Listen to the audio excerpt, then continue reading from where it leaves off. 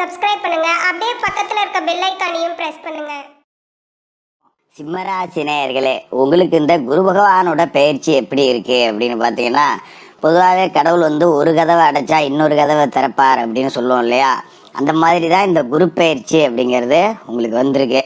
என்ன காரணம் அப்படின்னு பார்த்தீங்கன்னா, உங்களுக்கு அஷ்டம சனி அப்படிங்கிறது இப்போ வந்திருக்கு. இருக்கையிலேயே ஒரு மோசமான காலகட்டம் அப்படிங்கிறது அஷ்டம சனி.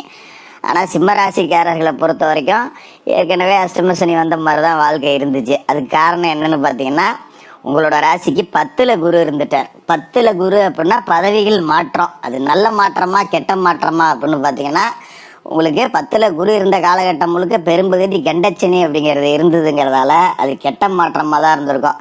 நிறைய பேருக்கு பார்த்தீங்கன்னா தொழிலில் பின்னடைவு, 10 ரூபா கூட சம்பாதிக்கல, பேசாமல் இருக்கிற கடையை மூடி வச்சுட்டு எங்கேயாவது வேலைக்காவது போகலாம், எதுக்கு வெட்டியாக நம்மளும் என் புருஷனும் கச்சேரிக்கு போகிறாங்கிற கதையாக ஒரு தொழில் பண்ணிட்டு கிடக்கும் அப்படிங்கிற மாதிரி இருந்திருக்கும்.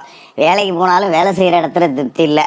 ஏன்னா சிம்மராசிக்காரர்கள் மாடு இழைச்சாலும் கொம்பு இழைக்காத ஆளுங்க இல்லை. கொஞ்சம் அப்படி சத்தம் போட்டு யாராவது ஒரு மேலதிகாரி பேசிட்டான்னா உன் வேலையை வேணா நீ வேணாம் போடா அப்படின்னு தூக்கி போட்டு வரக்கூடிய ஆளுங்களாக இருப்பீங்க.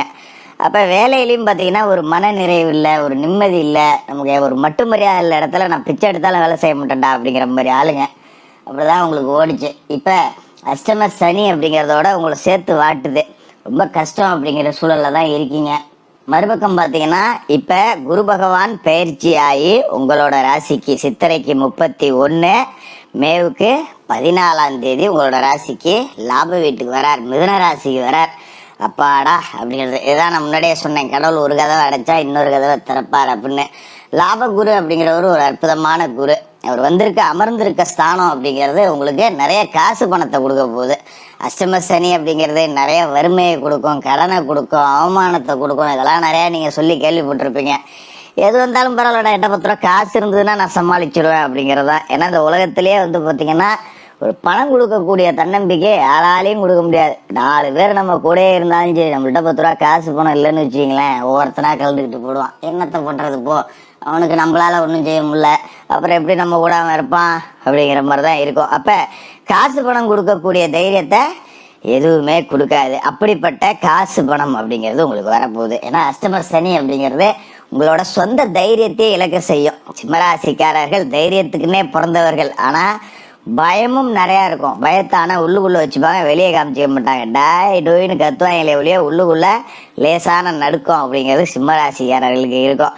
அது மாதிரி பார்த்தீங்கன்னா சத்தம் போடுவாங்களே ஒழிய மனசில் ஒன்றும் வச்சுக்க மாட்டாங்க. ஒருத்தன் திட்டிப்டா கூட தனியாக போய் வருத்தப்படுவாங்க. ஆனால் அவன்கிட்ட போய் மன்னிப்பு கேட்கறது கௌரவம் அவங்களுக்கு தடுக்கும்.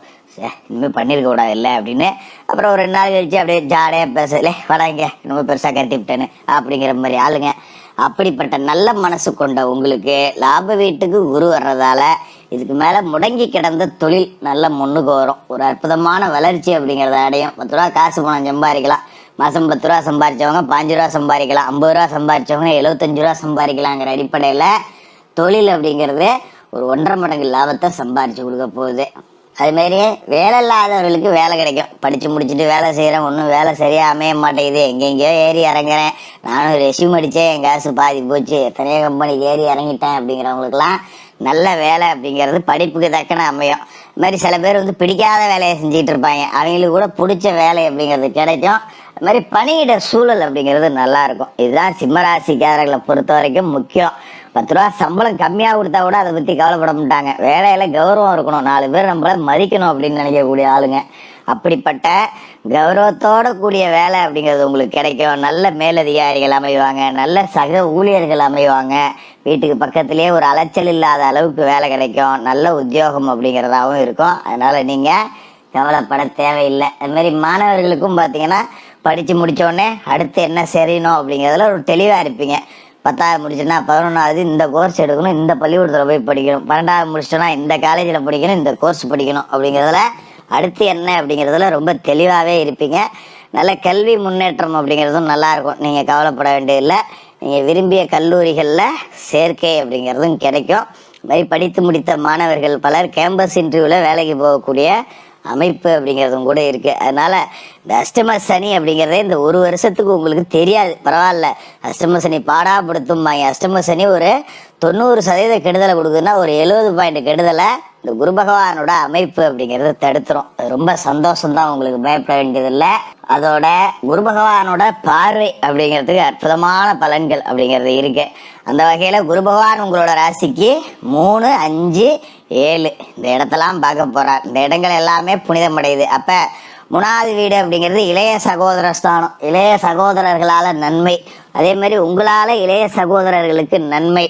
அது மாதிரி பூர்வீக சொத்தை பாகம் பிரிச்சுக்கலாம். அண்ணன் தம்பிகளுக்குள்ள சண்டை சச்சரவு இல்லாமல் பங்காளிகளுக்குள்ள நல்லபடியாக பாகம் பிரிச்சுக்கலாம். ஏதோ ஒரு பாகத்தை உங்கள் பாகத்தை வச்சு நீங்கள் பொழைச்சிக்கலாம். இந்த அப்பாவன் சொத்தை உனக்கு கொடுத்துட்டேன் அப்படிங்கிற ரீதியில் நீங்கள் வரையாக பொழைப்பாக்கலாம்.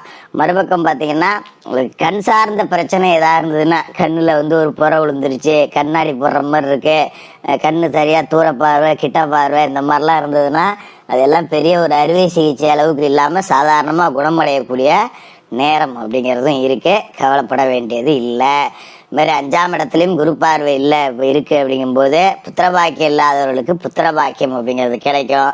பிள்ளைகளுக்கு திருமணம் நடக்கும். பிள்ளைகளோட கல்வி நல்லா இருக்கும். பிள்ளைகளுக்காக நீங்கள் ஏதாவது சேர்த்து வைக்கணும்னு நினச்சிங்கன்னா அது எல்லாத்தையுமே நல்லபடியாக செஞ்சு முடிப்பீங்க. இப்படி நிறைய நன்மைகள் அப்படிங்கிறது பிள்ளைகளை நினச்சி பெருமைப்படக்கூடிய அளவுக்கு இருக்கும். அவங்களும் பார்த்தீங்கன்னா நல்லா படிச்சு மார்க் வாங்கிட்டு வருவாங்க. ஒரு விளையாட்டு போட்டியில் ஜெயிச்சுட்டு வரேன்னு சொல்கிறது, ஒரு நல்ல வேலைக்கு போகிறது, பொறுப்பாக நடந்துக்கிறது, 4 பேர் இது பாடுறா அவன் புள்ளெல்லாம் எவ்வளோ நல்ல பிள்ளையா இருக்கு அப்படின்னு பேசுறது உங்கள் காதுக்கு குளுமையாக இருக்கும். அந்த அளவுக்கு பிள்ளைங்க வந்து ரொம்ப நல்லபடியாக நடந்துப்பாங்க. 7ஆம் இடத்துல குரு பார்வை விழுது. இதுதான் ரொம்ப அற்புதம்.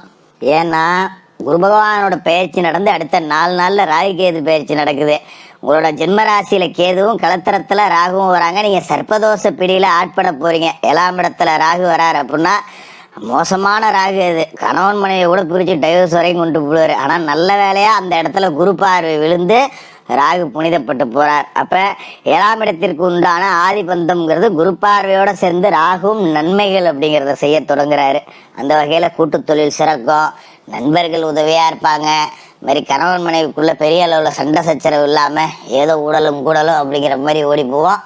பெரிய பாதிப்புகள் இல்லாம இந்த அஷ்டம சனியிலேருந்து காப்பாற்றக்கூடிய ஒரு அற்புதமான குரு பயிற்சியா இந்த குரு பயிற்சி இருக்கும். இருந்தாலும் சனிக்கிழமையில சனி பகவானுக்கு எள்ளு விளக்கு போடுங்க. மாற்றுத்திறனாளிகளுக்கு உங்களால் முடிஞ்ச உதவிகள் செய்யுங்க. குரு பகவான் உங்களுக்கு நிறைய நற்பலன்களை கொடுப்பாரு. சிம்மராசிக்காரர்களுக்கு வாழ்த்துக்கள். மேலும் தகவலுக்கு எங்க சேனலை மறக்காம சப்ஸ்கிரைப் பண்ணுங்க. நன்றி.